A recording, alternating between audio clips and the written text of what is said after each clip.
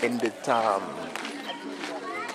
Nditam. Coming down the main road of my people's village. We are on our way to the trenches that was dug. Here's the local bar. Isn't that the local bar, Issa? Yes, that's a local bar. Over there is the tree where people just go lounge around and sit down as the time go by. Strong roots. That's the local telephone right there, the only phone in the village. You gotta pay for it. Everybody's out enjoying themselves. It's the compound of the chief. Just keep going. I'm coming. Alright, bro. The compound of the chief in Nkoundji. You can see his picture in the middle right there on the wall.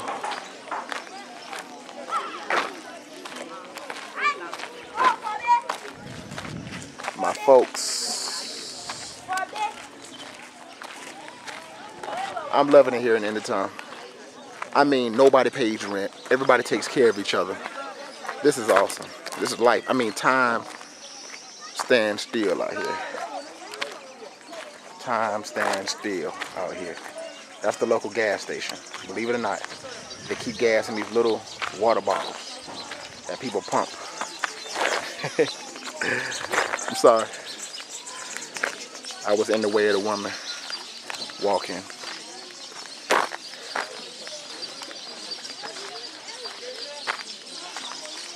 I met just about everybody in the village first few days being here. They look at me like I'm a freak show, but smile. Happy to see T-Car American come back home. They actually don't say T-Car, they say T-Ye. So I had to introduce myself a lot today as T-Ye America. Let's see where Issa is. Issa's still back there talking. We cannot walk 20 feet in Nditam without somebody stopping Issa. He is so popular here. We thank God for Issa. T-Car here in Cameroon and T-Car in America, because he has been a bridge to bring people back to real T-Car villages. Stop through Njinga, Nditam, Nkoundji. Well, we will go to Nkoundji and we will go to Bankim. And eventually Bamu, distant cousins, distant relatives. So here he goes. The local motorbike taxi boys.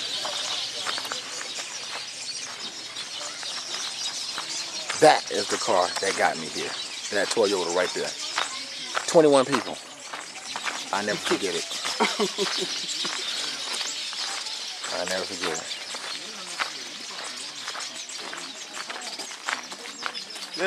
Nditam is a beautiful place. Everybody takes care of each other. I've eaten at least 3 times today, just going by people's house, just to say hello and introduce myself. People feed me. How many times did you shop today? I didn't spend $1, dude. I didn't spend no money. You didn't spend no money today. And people will feel disrespected if you don't eat. Usually in America, people get disrespected for you if you ask for something. Like, dang, dude, I always begging. Can't bring nobody over here without them asking for something. It's different here.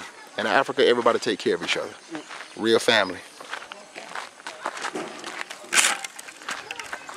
Real family. I'm loving it here. These are my people. This is who I am.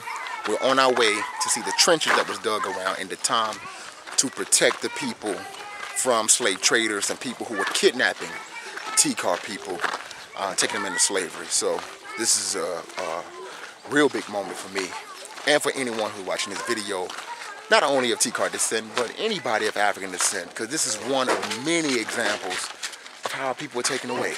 Our history books in America teaches us that most of us were sold by our own people, and that was the case in some parts of Africa, but not all.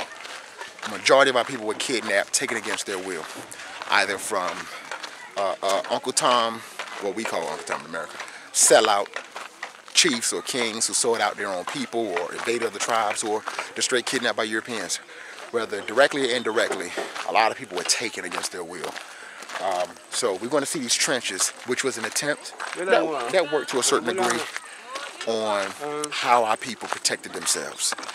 I've heard a lot of great stories today, oral history from elders and from Issa, explaining, you know, how we protected ourselves from Germans and from other groups as well who came.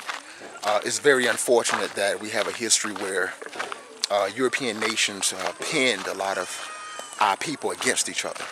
You know, being exposed to Western culture and militarism and a culture of invading. So, you know, I've been learning a lot here. There's nothing like oral history from elders. No PhD in history has anything on the elders here in Nditam. You know, just sitting at the feet of these wise sages is phenomenal. I mean, this is priceless. I know people take out $50,000 or more in loans to learn about African history from professors who never even been to Africa, or maybe came to Africa for a week or two, just so they can say they did it for their dissertation.